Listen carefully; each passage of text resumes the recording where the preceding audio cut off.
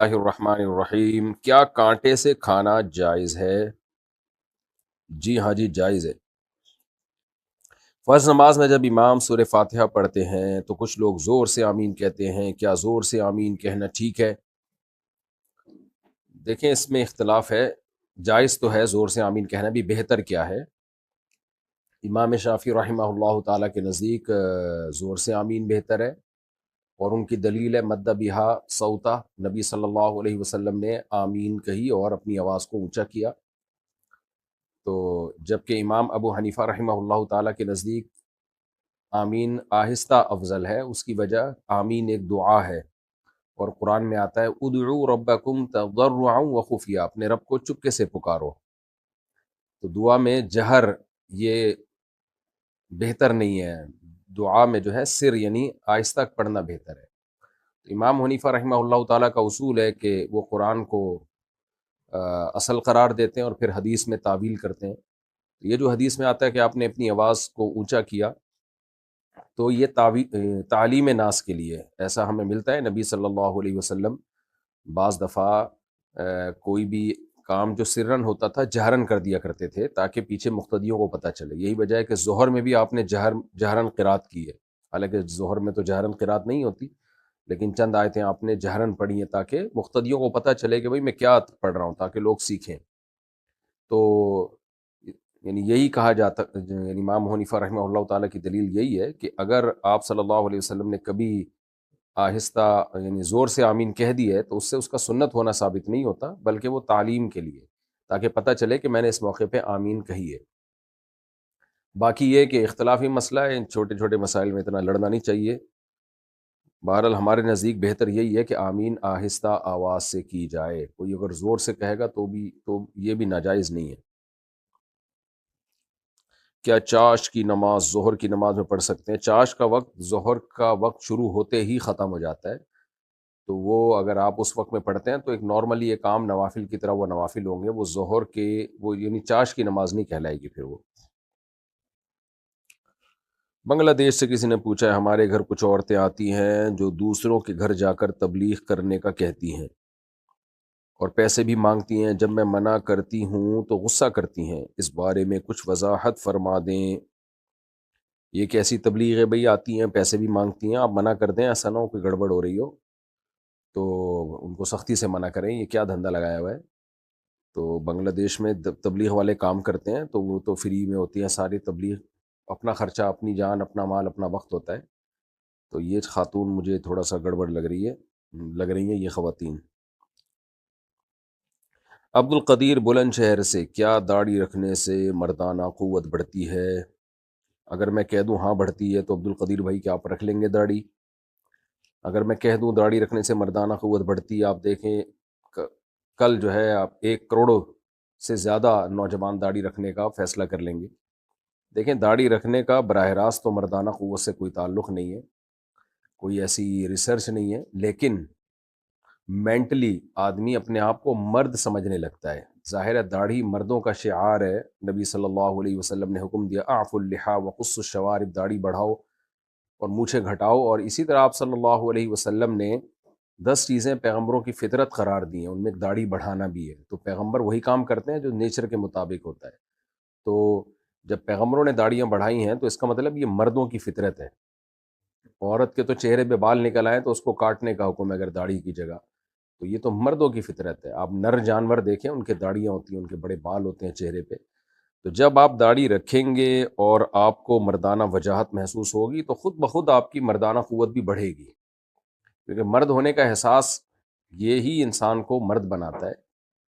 تو میں یہ نہیں کہہ رہا جن کی داڑیاں نہیں ہیں ان میں مردانہ قوت نہیں ہوتی، لیکن جو داڑھی والے ہوتے ہیں تو ان کو خود اپنی مردانگی کا احساس ان میں زیادہ ہوتا ہے۔ تو اس لیے جب یہ احساس زیادہ ہوگا تو مینٹلی آپ میں زیادہ، ظاہر ہے ہر قوت زیادہ بڑھے گی آپ میں، جو مردوں کے جو بھی بہادری آئے گی اور بھی بہت ساری چیزیں، تو اس میں مردانہ قوت بھی آٹومیٹیکلی آپ کی مینٹلی بڑھے گی بہرحال۔ اور یہ زیادہ تر دماغ کا ہی کھیل ہے، آپ ڈاکٹروں سے پوچھیں، یہ زیادہ تر آپ دیکھ لو نا، کتنے لوگ ہیں جو ہائی اللہ ہوئی اللہ والے، جو ہی ہیں نہ شی ہیں، حالانکہ وہ فزیکلی مرد ہوتے ہیں لیکن خواتین کی مشابہت اختیار کر کے میک اپ کرتے ہیں اور وہی اسی جیسی خواتین جیسے ڈریس پہنتے ہیں تو ان میں مردانہ قوت ختم ہو جاتی ہے، حالانکہ ان میں فزیکلی تو وہ مرد ہی ہوتے ہیں۔ تو وجہ کیا ہے بھائی؟ مینٹلی جب وہ اپنے آپ کو عورت سمجھنا شروع کر دیتے ہیں، خواتین جیسا لائف اسٹائل رکھتے ہیں، ہائی اللہ ہوئی اللہ کرتے ہیں، ہاتھوں کی بناوٹ اور یہ سب، تو ہوتے ہوتے وہ مینٹلی پھر نامرد ہو جاتے ہیں۔ تو اس سے پتہ چلتا ہے بھائی جتنا آپ ہی پناہ جتنا زیادہ ہوگا آپ میں، تو اتنے ہی زیادہ ہوں گے آپ۔ اچھا بھائی، شہزاد انڈیا سے، اگر یہ معلوم ہو کہ ایک شخص کی کمائی صحیح نہیں ہے تو کیا اس سے قرض لے کر کاروبار شروع کر سکتے ہیں؟ نہیں کر سکتے۔ اگر اس کی آمدن ہی غلط ہے، ناجائز ہے، ساری آمدن ہی، ہاں اگر آمدن مکس آ رہی ہے، ناجائز جائز مکس ہو رہا ہے اور برابر برابر ہے یا جائز زیادہ ہے، تو پھر اس سے آپ قرضہ لے سکتے ہیں۔ یہ فرض کر لیں گے بھائی اس نے ہو سکتا ہے ہمیں حلال سے دیا ہو۔ توحید خان انڈیا سے، اگر غیر مسلم کے گھر سے دعوت آئے تو کھا سکتے ہیں؟ کھا سکتے ہیں۔ فرقان انڈیا سے، تعویذ باندھنا کیسا ہے؟ اگر تعویذ کا مضمون یعنی تعویذ کے اندر جو مضمون ہے وہ ناجائز نہیں ہے، توحید پر مشتمل ہے، یا اللہ مدد لکھا ہوا ہے، بسم اللہ الرحمن الرحیم ہے، یا قرآن کی کوئی آیت یا کوئی حدیث، یا یعنی حدیث میں سے ثابت شدہ دعا، یا کوئی بھی ایسے الفاظ جس میں اللہ سے مدد مانگی گئی ہو، تو اس کا استعمال جائز ہے، لیکن بہرحال یہ کمال توکل کے خلاف ہے۔ تعویذ گنڈے والے لوگوں کو میں نے کبھی نہیں دیکھا ان کے کام بنتے ہوئے، ایک کام بنتا ہے تو 10 بگڑتے ہیں، پھر وہ ساری زندگی تعویذ گنڈوں میں فلیتے پلیتے انہی میں زندگیاں برباد ہو جاتی ہیں۔ تو اس لیے میرا معمول یہی ہے کہ میں کبھی بھی نہ تعویذ باندھتا ہوں نہ اپنے بچوں کو باندھنے دیتا ہوں۔ میں نے دیکھا ہے کہ آدمی اس میں اللہ پہ توکل کرے اور دعاؤں کو فوکس کرے تو جو یہ سنت کے زیادہ قریب ہے۔ انبیاء کرام نے مصیبتوں میں دعائیں مانگی ہیں، تعویذ نہیں باندھے۔ ہم اپنے نبی صلی اللہ علیہ وسلم کے عمل کو دیکھتے ہیں، یونس علیہ السلام مچھلی کے پیٹ میں گئے تو کوئی تعویذ تھوڑی، انہوں نے تو، آپ کہہ سکتے ہیں وہاں ان کو تعویذ کہاں سے ملتا، تو پہلے سے ہی لے جاتے تعویذ کہ بھئی میں کشتی میں جا رہا ہوں، کچھ بھی ہو سکتا ہے۔ نہ، جا کے دعا مانگی، لا الہ الا انت سبحانک انی کنت من الظالمین۔ زکریا علیہ السلام کے جب اولاد نہیں ہوئی، بوڑھے ہو گئے تھے، بال سفید ہو گئے، تو کوئی تعویذ نہیں باندھا بلکہ اللہ سے دعا مانگی، رب لا تذرنی فردا وانت خیر الوارثین، اے اللہ میں اکیلا ہوں، تو بہترین وارث ہے، یعنی مجھے نیک صالح اولاد دے۔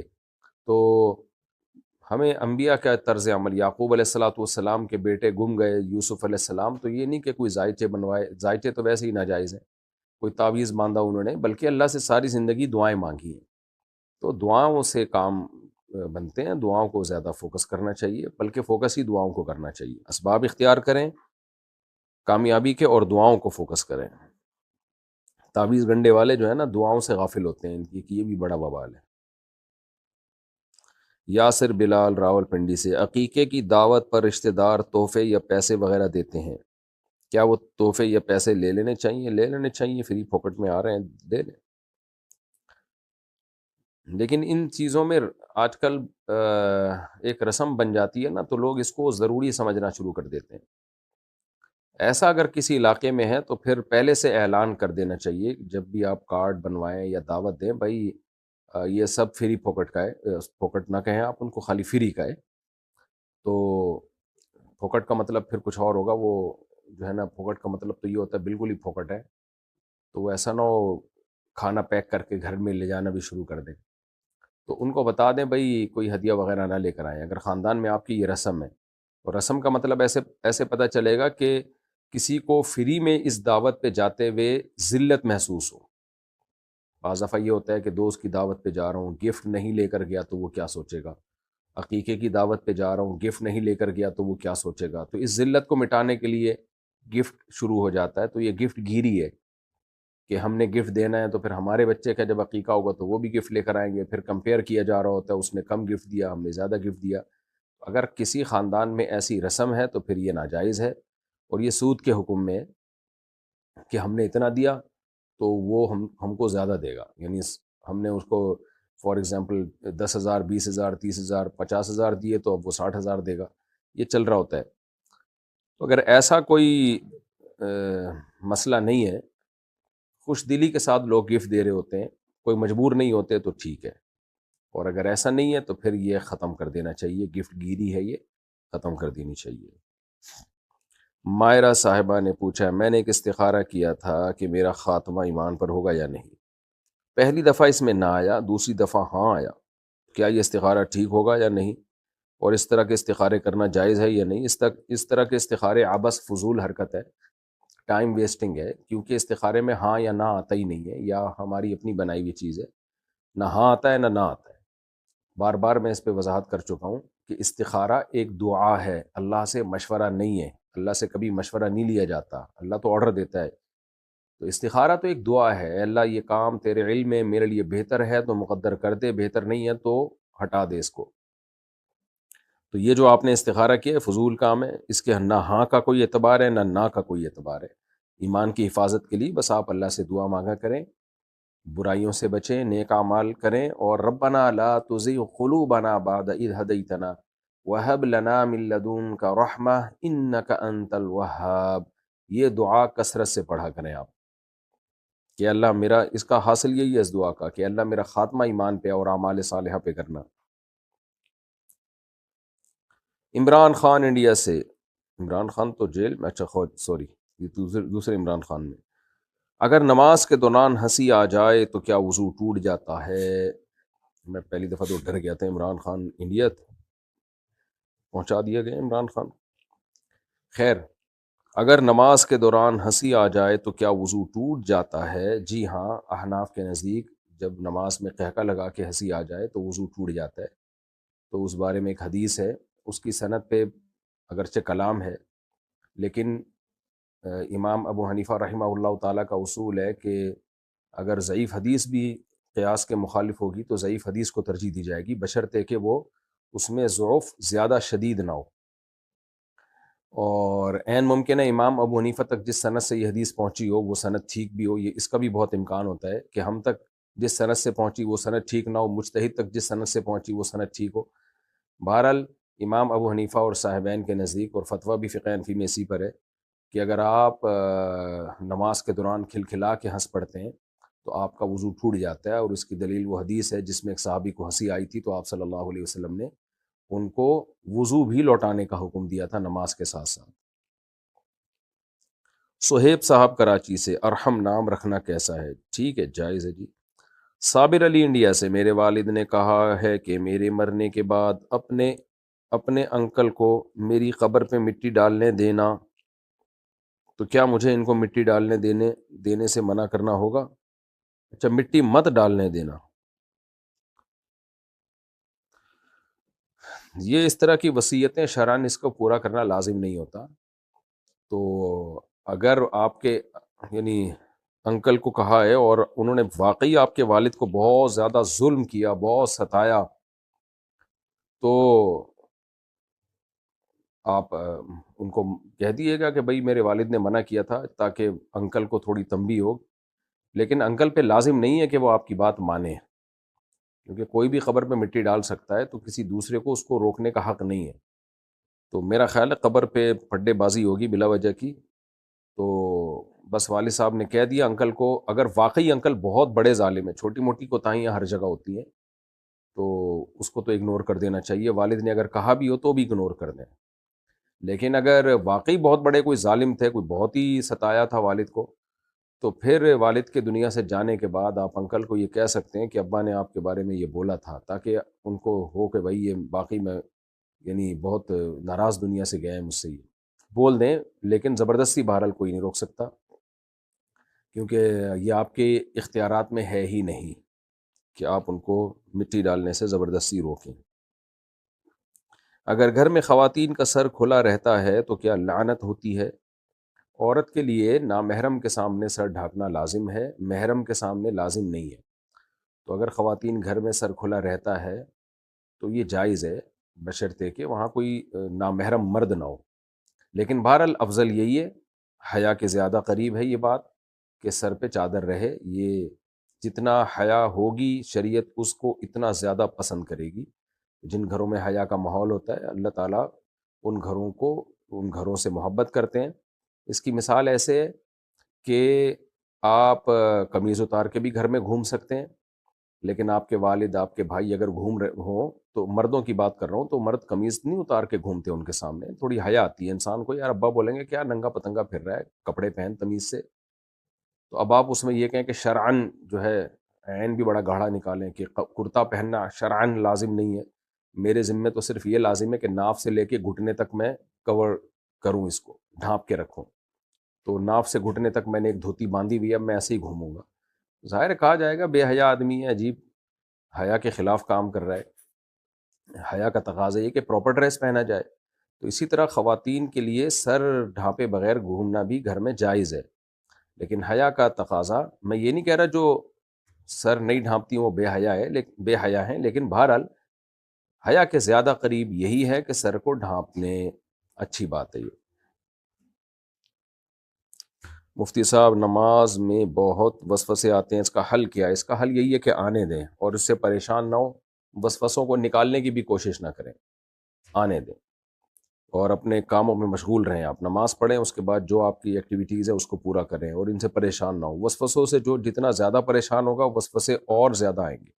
اس کی مثال ایسے جیسے بچپن میں بچے آپ کو پتہ ہے ایک دوسرے کو چھیڑتے ہیں، جو کہ بہت ہی غلط کام ہے. کسی کی چڑ رکھ دی آپ نے، بچوں نے کسی کو موٹو موٹو کہنا شروع کر دیا، وہ موٹو سے چڑ رہا ہے.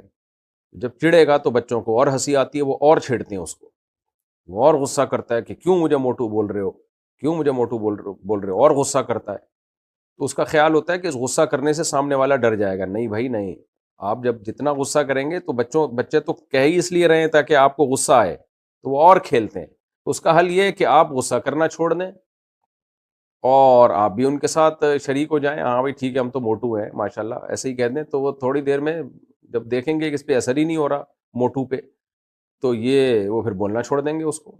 اس طرح کسی کا نام ٹھگنو رکھ دیا، ٹھگنو بول رہے ہیں، اس کو غصہ آ رہا ہے، وہ غصے میں اور ٹھگنا ہوتا جا رہا ہے. تو وہ بھائی وہ غصے سے تھوڑی ہوگا، وہ تو بچے تو اور چھیڑیں گے. ہم اسکول میں تھے نا، اسی طرح چھیڑتے تھے ایک دوسرے کو، تو دیکھتے تھے نا جو جس کی کوئی چڑ رکھی ہوئی ہے اس کو اور لال پیلا ہو رہا ہے تو اور چھیڑتے تھے اس کو. وہ تو پھر ایک تفریح بن جاتی تھی، سارے کام کاج چھوڑ کے پھر اس کو چھیڑنے میں ہی سارا ٹائم گزرتا تھا. تو اس کا حل یہ کہ بھائی وہ اگنور کرے کہ ہاں بھائی ہم تو ہیں ہی ٹھگنو. تو اس سے امید ہے تھوڑا لمبا ہو جائے گا وہ، لیکن اگر چھیڑتے رہے تو اور یہ غصہ ہوتا رہا تو وہ اور ٹھگنا ہو جائے گا اور یہ اس کو اور چھیڑیں گے. تو شیطان وسوسے دل میں ڈالتا ہے، آپ وسوسے سے پریشان ہو گئے تو شیطان اور ڈالے گا. پریشان نہیں ہوگے، بولے آنے دے بھائی، آنے دو، اس سے کچھ نہیں ہوتا.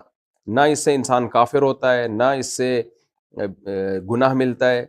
چاہے کتنے گندے وسوسے آ رہے ہوں، چاہے کتنے برے وسوسے آ رہے ہوں، معاذ اللہ نقل کفر اسلام کے بارے میں الٹے الٹے خیالات آ رہے ہوں، اس سے بھی کچھ نہیں ہوتا، کوئی گناہ نہیں ہے. حدیث سے یہ بات ثابت ہے، کچھ بھی نہیں ہوتا.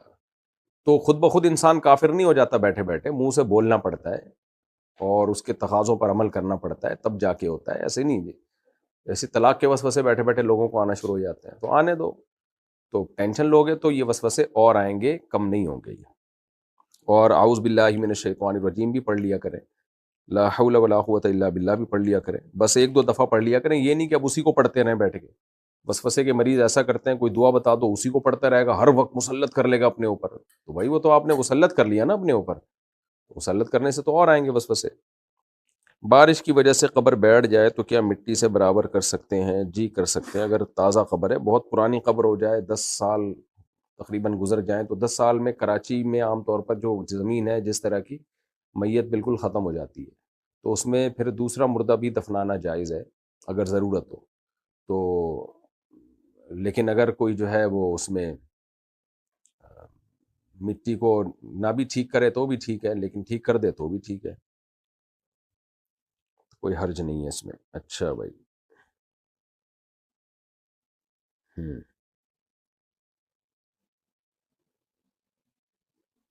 وضو کرنے کا صحیح طریقہ کیا ہے؟ تسہیل بہشتی زیور ایک کتاب ہے، خرید کے رکھ لیں. تو اب وضو کرنے کا طریقہ میں پورا بتاؤں گا تو ٹائم لگ جائے گا. آسان، بسم اللہ الرحمن الرحیم پڑھا آپ نے، ہاتھ دھوئے، 3 دفعہ آپ نے کلی کی، غرارہ بھی کیا. اگر روزہ ہو تو غرارہ نہ کریں، 3 دفعہ ناک میں پانی ڈالا.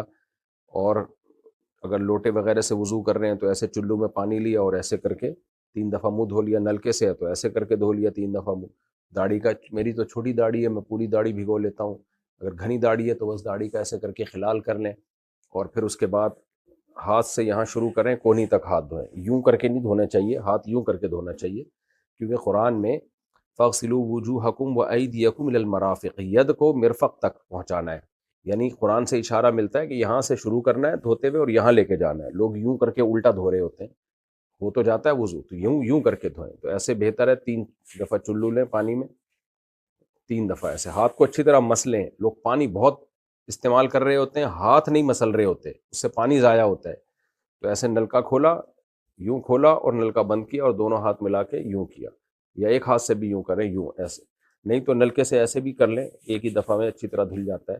اور پھر لیفٹ ہاتھ دھویا، یہاں سے پانی ہوتا ہوا جائے گا، ادھر کو آئے گا، اس طرح اچھی طرح ہو گیا۔ اب سر کا مسا کیا، سر کے مسے میں جو یہ چل رہا ہوتا ہے، لوگوں سے انگلیاں بھی نہیں ٹوٹ رہی ہوتی، یوں کر کے کر رہے ہوتے ہیں، ایسا کچھ بھی نہیں ہے، بس پانی آپ نے گیلا پانی جو ہے ایسے لے گئے، پورا سر، پگڑی میں نہیں، ایسے پورے سر پہ لے گئے۔ اور پھر دونوں روایتیں، بعض روایت میں آنا لانا بھی ہے، بعض میں صرف ایک دفعہ بھی ہے، دونوں طرح ٹھیک ہے۔ تو ایسے لے کے مسا کر لیا، راجے ہمارے نزدیک یہی ہے کہ بس ایک دفعہ اس طرح سے مسا کر لیا جائے، پیچھے لے گئے آپ، اور پھر اس کے بعد انگلیوں کا یہ اور کانوں کی لو ایسے مسا کر لی، سر کا مسا ہو گیا۔ پھر پاؤں میں بھی انگلیوں سے ایڑی کی طرف دھونا ہے، یعنی پانی جو ہوگا انگلیوں سے جائے گا ایڑی کی طرف، اور چھوٹی الٹے ہاتھ کی چھوٹی انگلی سے انگلیوں کا خلال بھی کر لیں۔ تو یہ ہو گیا جی آپ کا وضو۔ قبلے کے رخ میں شک ہو جائے تو کیا کرنا چاہیے؟ مسجد صحیح رخ پر نہیں بنی ہوئی، کیا اب صفیں گھما سکتے ہیں؟ اور مسجد کے قبلے کے صحیح رخ میں 2 صفوں کا فرق آتا ہے؟ 2 صفوں کا فرق آتا ہے کیا مطلب؟ بھائی قبلے میں شک ہو جائے تو چیک کروائیں ماہرین فلکیات سے، جامع رشید کا بھی ماہرین فلکیات کا شعبہ ہے، ان سے رابطہ کریں آپ، یہ تو آج کل بہت آرام سے پتہ چل جاتا ہے، کوئی اس میں راکٹ سائنس نہیں ہے، تو اس کو فوراً ٹھیک کروائیں۔ اور اگر وہ قبلے سے بالکل ہی 45 ڈگری سے بھی زیادہ ادھر کو منہ ہو، یا 45 ڈگری سے بھی زیادہ ادھر کو ہوگا، تو کسی کی نماز نہیں ہوگی پھر، تو اس لیے اس کو چینج کروائیں۔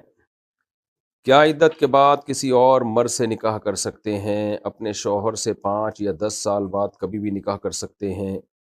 عدت کے بعد جس سے چاہیں نکاح کریں بھائی، اور اپنے شوہر سے نکاح اگر اس نے 3 طلاقیں دی تھیں پھر تو نہیں کر سکتے، اور اگر 1 طلاق دی تھی تو جب چاہیں، پھر تو عدت گزرنا بھی ضروری نہیں ہے، بلکہ عدت کے دوران بھی پرانے والے شوہر سے آپ شادی کر سکتے ہیں، 10 سال بعد بھی، 20 سال بعد بھی، اور 30 سال بعد بھی اگر وہ بچ جائے تو اس سے کر لیں شادی۔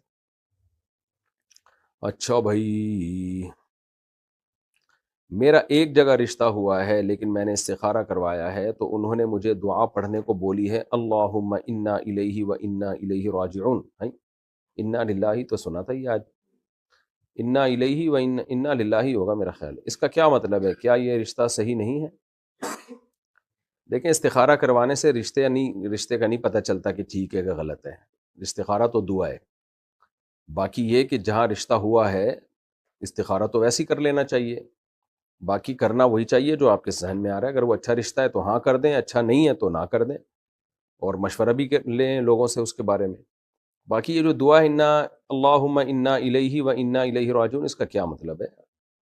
اے اللہ ہم اسی کے لیے، اسی کی طرف ہیں اور اسی کی طرف لوٹیں گے، یہ تو کوئی دعا نہ بنی نا۔ اللہم انا للہ و انا الیہ راجعون تو ہے، انا للہ و انا الیہ راجعون، لیکن یہ رشتے کے موقع پہ نہیں ہے، یہ جب شوہر کا انتقال ہو جائے نا رشتے کے بعد تو پڑھیے گا یہ دعا انا للہ و انا الیہ راجعون۔ تو ابھی تو میرا خیال ہے رشتہ ہونے دیں آپ، یہ دعا کسی غم کے موقع پہ پڑھی جاتی ہے، یہ شادی بیاہ کے موقع پہ نہیں پڑھی جاتی، تو یہ رشتہ صحیح نہیں ہے، اس کا مجھے نہیں پتہ یہ رشتہ صحیح نہیں ہے کہ نہیں ہے، اور یہ استخارے سے کبھی بھی نہیں پتہ چلتا، خوب سمجھ لیں، جو استخارہ نکال کے بتائے نا کہ یہ رشتہ صحیح ہے یا نہیں ہے تو جھوٹ بول رہا ہے وہ، یا تو اس کو بیچارے کو دماغ میں کوئی لگ گیا، کچھ الٹا سیدھا ہو گیا اس کے ساتھ، استخارے سے کبھی نہیں پتہ چلتا کہ رشتہ ٹھیک ہے کہ غلط ہے۔ اگر شوہر اپنی بیوی سے ناراض ہو جائے تو فرشتے پوری رات اس عورت پر لعنت بھیجتے ہیں، اور اگر شوہر اپنی بیوی کو وقت نہیں دیتا، اس کے ساتھ اچھا سلوک نہیں کرتا، اس سے بات بھی نہیں کرتا، بیوی ناراض ہو جائے تو اسے منانے کی کوشش بھی نہیں کرتا، اس صورت میں مرد کا کیا حکم ہے؟ نبی صلی اللہ علیہ وسلم نے فرمایا خیارکم خیارکم لأہلہ، تم میں سب سے بہتر وہ ہے جو اپنے گھر والوں کے ساتھ، یعنی بیوی کے ساتھ، بچوں کے ساتھ اچھا ہے۔ تو بعض مرد باہر بہت اچھے اخلاق کے ہوتے ہیں، ہنسی مذاق ہو ہا ہا اور خوب لائف کو انجوائے کر رہے ہوتے ہیں، بیوی کے ساتھ ان کا رویہ ٹھیک نہیں ہوتا، تو آپ صلی اللہ علیہ وسلم نے فرمایا اولئک لیسوا بخیارکم، یہ تم میں اچھے لوگ نہیں ہیں۔ تو اچھائی کا پتہ انسان کے گھر سے ہی چلتا ہے کہ آپ اپنے بیوی بچوں کے ساتھ کیسے ہیں۔ اور نبی صلی اللہ علیہ وسلم نے حجۃ الوداع کے موقع پر خطبہ دیا، استوصوا بالنساء خیرا۔ حجۃ الوداع کے موقع پر جو آپ نے احکام دیے نا، بہت امپورٹنٹ احکام تھے، کیونکہ آپ کو معلوم تھا کہ اب میری زندگی کا آخری وقت شروع ہو چکا ہے اور اتنا کراؤڈ بھی اب دوبارہ اکٹھا نہیں ہوگا، تو اس لیے آپ صلی اللہ علیہ وسلم نے اس وقت بہت شاندار جاندار خطبہ دیا اور انسانیت کے حقوق بیان کی۔ اس میں آپ نے خواتین کے بارے میں خاص وصیت کی، اور وصیت کے لفظ استعمال کیے۔ وصیت کہتے ہیں بہت اہم حکم کو، دنیا سے جاتے ہوئے جب کوئی کسی کو آرڈر دے رہا ہوتا ہے نا، اس کو وصیت کہا جاتا ہے۔ تو آپ نے فرمایا خواتین کے ساتھ، یعنی گھر والوں کے ساتھ، جو اس میں ظاہر ہے وہ عورتیں داخل ہیں جو آپ کے گھر میں آپ کی محرم ہیں، تو کہ ان سے اچھا سلوک کرو، اس بارے میں میری وصیت کو قبول کرو۔ تو یہ بری بات ہے اگر شوہر جو ہے گھر میں بیوی کو وقت نہیں دیتا اور بدسلوکی کرتا ہے اس کے ساتھ۔ عمر فاروق عمان سے، میرے سالے کی پاکستان میں شادی تھی۔ تیرا سالہ رہتا کہاں تھا؟ اچھا آپ عمان میں رہتے ہیں، آپ کا سالہ پاکستان، ویری گڈ۔ میرے سالے کی، گڈ اس لیے کہہ رہا ہوں کہ آپ عمان میں، وہ پاکستان میں۔ میرے سالے کی پاکستان میں شادی تھی اور اس کے گھر والے چاہتے تھے کہ میں اپنی بیوی کو پاکستان بھیج دوں۔ آپ کے سالے کی پاکستان میں شادی تھی اور اس کے گھر والے چاہتے تھے کہ میں، یعنی آپ، اچھا سوری، عمر فاروق صاحب عمان میں رہتے ہیں، آپ اپنی بیوی کو پاکستان بھیج دیں، لیکن میں اور میری بیوی اس بات پر راضی نہیں تھے، اور میرے پاس اتنے پیسے بھی نہیں تھے۔ پھر میرے سسرال والوں نے کہا ٹکٹ کے پیسے ہم دیں گے، لیکن میں تب بھی راضی نہیں تھا، کیونکہ میری بیوی کے بغیر گزارا نہیں ہوتا۔ سبحان اللہ، صلو علی الحبیب۔ تو اب میرے رشتے دار مجھے برا بھلا کہتے ہیں، تو اس صورت میں مجھے کیا کرنا چاہیے؟ بھائی کی شادی تھی، کبھی کبھار آتے ہیں زندگی میں یہ موقع، اگر کوئی اس میں ناجائز کام نہیں ہو رہے تھے، ڈانس ماس اور مس گیدرنگ کے نام پہ جو بےہودگی شادیوں میں ہوتی ہے، اگر ایسا کچھ نہیں ہو رہا تھا، تو آپ کی وائف کے بھائی کی شادی تھی، اور کون سا اس نے 4 شادیاں کرنی ہے کہ دوبارہ بھی شادی ہوگی؟ ایک ہی دفعہ آج کل لوگ شادی کر رہے ہوتے ہیں، تو آپ کو چاہیے تھا تھوڑا صبر کر کے بھیج دیتے بیوی کو یار، تو کہیں بھاگی تھوڑی جا رہی تھی؟ نہیں ہوتا آپ سے صبر تو 2 دن کے لیے بھیج دیتے، اور ٹکٹ بھی فری میں مل رہا تھا آپ کو، یعنی سسرال والے آپ کے بھیج رہے تھے ٹکٹ بھی، تو بھیج دیتے جس دن رخصتی تھی، اور ولیمے میں شرکت کر کے آ جاتی 2 دن کے بعد۔ تو اتنا کون سا آپ کو عشق معاشقہ ہو گیا جو چند سیکنڈ بھی بیگم کے بغیر آپ کا گزارا نہیں ہو رہا تھا؟ بہرحال بات بہت اچھی ہے کہ آپ کا بیگم کے بغیر گزارا نہیں ہے، لیکن گزارا کرنا پڑتا ہے رشتہ داری جوڑنے کے لیے۔ تو میرا تو یہی خیال ہے کہ آپ نے ٹھیک کام نہیں کیا۔ ہاں اگر اس میں کوئی گناہ تھے، ناجائز امور تھے، آپ کا خیال تھا، بے پردگی کیا ایک طوفان بدتمیزی ہوتا ہے آج کل شادیوں میں، ایسا کوئی خطرہ تھا تو الگ بات ہے۔ نارملی سگے بھائی کی شادی میں بھی بیوی شریک نہیں ہو رہی تو پھر کب شریک ہوگی؟ تو یہ میرا تو خیال یہی ہے کہ آپ نے بہت غلط کیا۔ رشتہ دار مجھے برا بھلا کہہ رہے ہیں، بالکل ٹھیک کہہ رہے ہیں، بالکل مناسب کر رہے ہیں وہ۔ اس صورت میں مجھے کیا کرنا چاہیے؟ اس صورت میں آپ کو چاہیے کہ آپ برداشت کریں اور معافی مانگ لیں کہ بھائی میری غلطی ہے، مجھے بھیجنا چاہیے تھا، میں نے نہیں بھیجا، میں معذرت چاہتا ہوں، یہ کہہ دیا۔ وسیم صاحب سہارنپور انڈیا سے، کیا قضائے عمری میں تحیۃ الوضو اور تحیۃ المسجد کی نیت کر سکتے ہیں؟ جی کر سکتے ہیں۔ شیخ عمر فاروق انڈیا سے، امام کے پیچھے قصر نماز کیسے پڑھیں؟ امام اگر پوری نماز پڑھے گا تو مقتدی پھر قصر پڑھ نہیں سکتے، وہ پوری امام والی ہی نماز پڑھنی پڑے گی ان کو۔ کیا اسلام میں غیر مذہب کے لوگوں کی پوجا اور عبادت میں استعمال ہونے والی چیزوں کا کاروبار کرنا جائز ہے؟ نہیں، جائز نہیں ہے۔ ان کے بت بنا کے بیچنا اور جو بھی ان کے عبادت میں جو چیزیں استعمال ہوتی ہیں اس کی خرید و فروخت مسلمان کے لیے جائز نہیں ہے۔ محمد اسلم انصاری بحرین سے، کیا ظہر کی 4 رکعت سنت مؤکدہ 2 رکعت پڑھ سکتے ہیں؟ بحرین کے عربی 2 رکعت پڑھتے ہیں، اور کیا سنت غیر مؤکدہ 4 رکعت کے بدلے 2 رکعت پڑھ سکتے ہیں؟ سنت غیر مؤکدہ تو 4 کے بدلے 2 بھی پڑھ سکتے ہیں، آدھا ثواب ملے گا، لیکن سنت مؤکدہ میں 4 کے 2 نہیں پڑھ سکتے، اس میں 4 سنتیں ہی پڑھی جائیں گی جو کہ نبی صلی اللہ علیہ وسلم کا معمول تھا۔ تو عربی لوگ پڑھ رہے ہیں 2 رکعتیں، ہاں اگر وقت نہیں ہے 4 پڑھنے کا تو some thing is better than nothing, تو پھر بجائے پوری چھوڑنے کے 2 رکعت پڑھ لیں، لیکن پھر 4 سنتوں کو بعد میں دوہرا دیں۔ توحا انڈیا سے، کیا مسجد میں خشوع و خضوع کے ساتھ نماز پڑھنا صحیح ہے؟ کیونکہ جب میں مسجد میں خشوع و خضوع کے ساتھ نماز پڑھتا ہوں تو لوگ کہتے ہیں مسجد میں خشوع و خضوع کے ساتھ نماز پڑھنا دکھاوا ہے، اور کیا نبی کریم صلی اللہ علیہ وسلم فجر کی نماز جلدی پڑھا کرتے تھے؟ وضاحت کر دیجئے۔ مسجد میں خشوع و خضوع کے ساتھ نماز پڑھنا دکھاوا ہے، ایسا کچھ بھی نہیں ہے۔ بعض دفعہ انسان کوئی نیکی کرتا ہے تو پہلے تو شیطان اس کو اس نیکی سے روکتا ہے، جب انسان نہیں رکتا تو شیطان اس کے دل میں وسوسے ڈالتا ہے کہ تو دنیا کو دکھا رہا ہے، دنیا کو دکھانے کے لیے کر رہا ہے، تو یہ شیطانی وسوسہ ہے، اس کی بالکل پرواہ نہ کریں، آپ خشوع و خضوع سے نماز پڑھیں، اور اگر دل میں خیال آئے کہ میں تو ریا کر رہا ہوں تو ان خیالات کو بھی اگنور کریں، تھوڑے دنوں میں جب عادت ہو جائے گی تو یہ وسوسے آنا بھی بند ہو جائیں گے۔ باقی یہ کہ نبی صلی اللہ علیہ وسلم فجر کی نماز جلدی پڑھا کرتے تھے، دونوں طرح کی حدیثیں، اسفروا بالصبح فإنه اعظم للأجر، شرح معانی الآثار میں حدیث ہے، اور ترمذی میں بھی ہے غالباً، کہ فجر کو روشن کر کے پڑھو، اس میں اجر زیادہ ہے، لیکن دوسری طرف حدیث میں یہ بھی آتا ہے کہ نبی صلی اللہ علیہ وسلم غلس میں یعنی اندھیرے میں فجر کی نماز پڑھا کرتے تھے، اور کنہ متلفعات بمروطہن، صحابیات کہتی ہیں ہم نماز میں شریک ہوتے تھے، چادروں سے ہم لپٹی ہوئی ہوتی تھیں، لا یعرفن من الغلس، اتنا اندھیرا ہوتا تھا کہ کوئی ہمیں پہچانتا نہیں تھا، تو یہ بھی ثابت ہے۔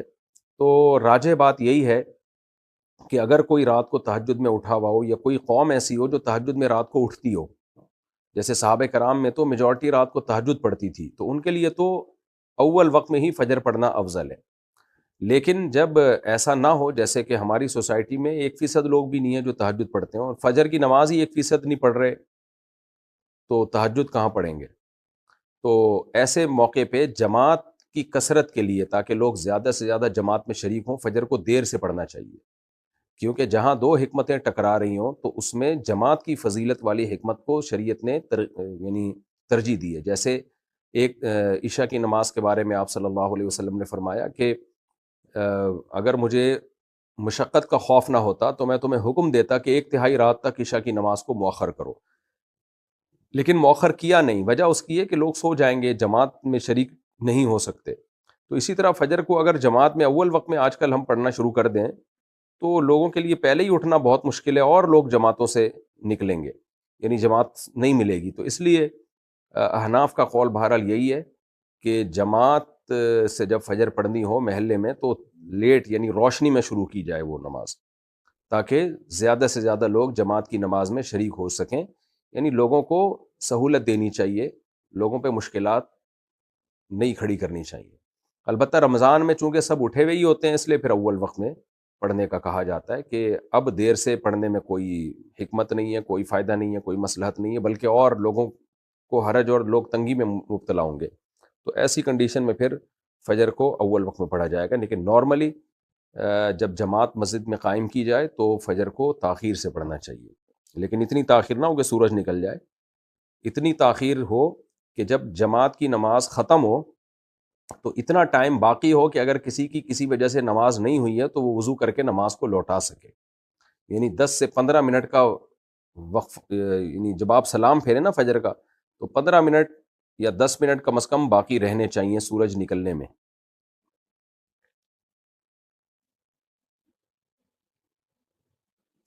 اچھا بھائی، محمد اسلم انصاری بحرین سے، کیا پوری جائیداد وراثت میں تقسیم ہوگی یا صرف پیسے تقسیم ہوں گے؟ پوری جائیداد ہوگی بھائی، صرف پیسے اگر ہم تقسیم کریں تو باقی کون لے کے جائے گا پھر؟ الیاس کوہاٹ سے، مفتی صاحب میں جہاں جاب کرتا ہوں وہاں سب لوگ با جماعت نماز پڑھتے ہیں، لیکن کبھی کبھی دو دو نمازیں ایک ساتھ پڑھ لیتے ہیں، کیا ان کے پیچھے نماز پڑھنا صحیح ہوگا؟ ظہر اثر ملا کے پڑھتے ہیں یا مغرب عشاء ملا کے پڑھتے ہیں تو نہیں ہے صحیح ان کے پیچھے نماز، ان کو پڑھنے دیں، کسی سے بحث مباحثہ نہ کریں۔ نبی صلی اللہ علیہ وسلم سے صراحتاً یہ بات کسی بھی صحیح حدیث میں، بے غبار حدیث میں ثابت نہیں ہے کہ ایک نماز کے اندر آپ نے دوسری نماز پڑھی ہو، ایک نماز کے ٹائم کے اندر اندر دوسری نماز پڑھی ہو، سوائے حج کے موقع پہ۔ باقی اس پہ تفصیلی دلائل میں کچھ تو بیانات میں دے چکا ہوں، ایک تفصیلی کلپ اس پہ انشاءاللہ میں ریکارڈ کرواؤں گا۔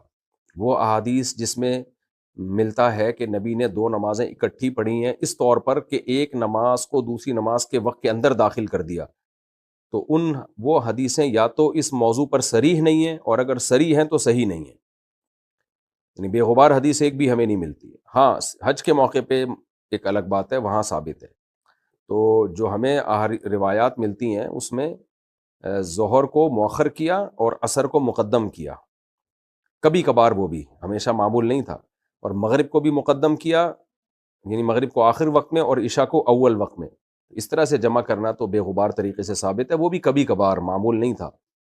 لیکن جس طرح سے جو ظہر کو بالکل ہی ڈیلے کر دیا جائے اور عصر کو عصر کے وقت میں لے جا کے پڑھا جائے، یا ظہر کے ساتھ ہی عصر پڑھ لی جائے، اس بارے میں کوئی ہمارے سامنے بے غبار روایت موجود نہیں ہے۔ باقی میں انشاءاللہ اس پہ ریفرنسز کے ساتھ، حوالوں کے ساتھ ایک مکمل انشاءاللہ، جیسے میں نے عدالتی خلا پہ ریکارڈ کروایا تھا، اسی طرح ایک ریکارڈ کرواؤں گا انشاءاللہ۔